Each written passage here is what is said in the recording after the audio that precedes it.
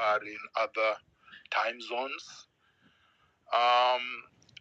Like yesterday, we have to express our condolences and empathy with those who have been abducted, those who have been tortured, some have been maimed, and of course, the heroes whom they have killed.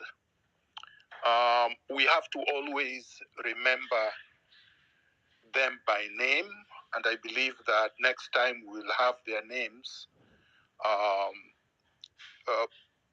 basically read out so that we actually always honor them. I know that Rex is one of the people that have been honored, but there are a lot of people that have lost their lives. And I think it is important, whether they were participating in the protest or not, that we honor them. The little boy who was shot. Doctor, maybe just an interruption. There's a few names that we have. I can read them out. Yeah. And then go ahead. Proceed. So number one on the list is the doctor who was actually giving out medical services during demonstration, Dr. Margaret Oyuga. May her soul rest in peace. We have Rex Kanyeki Masai. May his soul rest in peace. We have Frank Okot, another legion. We have Nick Adams, another Mataya. We have Eric Njeru, another hero. We have David Chege, Ian Kea, Belinda Achieng, Edwin Otieno, Eric Otieno, Eric Shieni, Bisley Kamau, Erickson Mutisia, Credo Oyaro, 17 years old, Emmanuel Tata, and then Ibrahim Kamau Wanjiko. This was a list that was out before the young boy was shot, is it 8 times or 12 times? The one that the president thinks she's still alive. She's in school. I guess today she went to school, and tomorrow she'll also join us in the Maandamano in Nairobi and the various sides parts of the country. So, Dr. Thank you for the Thank you, Kinsman. Let me start by saying we should stop calling Ruto president. Part of the struggle is the use of language. If we don't revolutionize our language, demystify and delegitimize oppressors, we are giving them power over us. It has to start with how we think and how we use language. Ruto lost legitimacy by the manner in which he has handled the protests. Not only did he hire goons, people who were not even police officers, and gave them guns to target protesters who are unarmed and peaceful and cause havoc in the country in all areas of Kenya. He then has gone on national TV many times and referred to them as criminals, the victims as criminals. So yesterday, what you saw, legitimacy. He then declared to all Kenyans that he doesn't get it. He's not just alienated from Kenyans. He's not just completely cold-blooded and heartless. He wants to tell Kenyans that he's proud of his killers, the snipers that they stationed in Parliament and all other areas, the people who are shooting aimlessly into the crowds. He's basically daring the country, utadu. What are you going to do?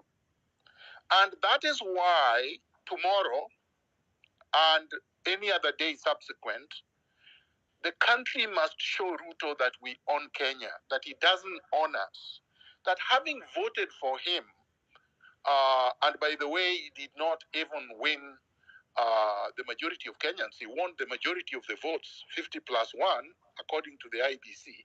That does not give you ownership over a people. The fact that you supported me does not give me power over you forever. It doesn't mean that if I turn around and abuse you, if I turn around and steal from you, if I turn around and brutalize you or brutalize your family, if I devalue your values, then you still support me. No, there is no such thing. In a democracy, we must earn support every single day. And Ruto that no longer has our support. He went on national TV in order to turn away viewers from our space, our X space, and basically refused to answer every single question that was given to him. And then turn around and denied things that are so obvious that you would wonder, is this man normal? It is no longer just a question of Ruto is cold-blooded. Ruto seems to be convinced that he's God Almighty, that there is nothing we can do to him. And so we have to get our country back. I believe, and I've said this many times, that we have to be focused. These are the things people are saying, these are the things people are doing, demanding, oh, where are you? Be in the forefront, blah, blah, blah. These are NIS and Ruto's tricks. Because it doesn't really matter where we are. Our brother who spoke from Zimbabwe is in Zimbabwe, but he's giving us inspiration. He's standing with us in solidarity. Our struggle is being watched everywhere. Our struggle is giving inspiration to everybody. And we can't fail ourselves. Because what happens when we fail? Then we give Ruto basically authority and power to pick each one of you and then assassinate, disappear, torture, maim, or force into exile. So this is a collective struggle. I just want to urge everyone that we have to be united in the struggle. Because of course, if we are divided, he's going to win over us. And as I said yesterday, and I continue to say, this is an intergenerational struggle, even if led by Gen Zs and the millennials. The issues we are dealing with, the issues of impunity, the issues of corruption, the issues of abuse of power, the issues of strangulation of all institutions of governance, these are not issues that affect one generation. So the moment we allow the message that everybody else should keep quiet, that only Gen Z should speak, that the only people that are feeling the pinch is a generation called Gen Zs, we are losing it. Because even Generation Alpha, the boy who was killed in Rongai, is not a Gen Z. The other boy that was shot 8 times, it's not a Gen Z. And some of them were not even in the demonstration. You will be victimized whether you are there or not.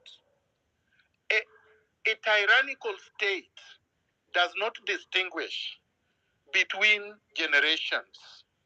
And we learned this when we were growing up.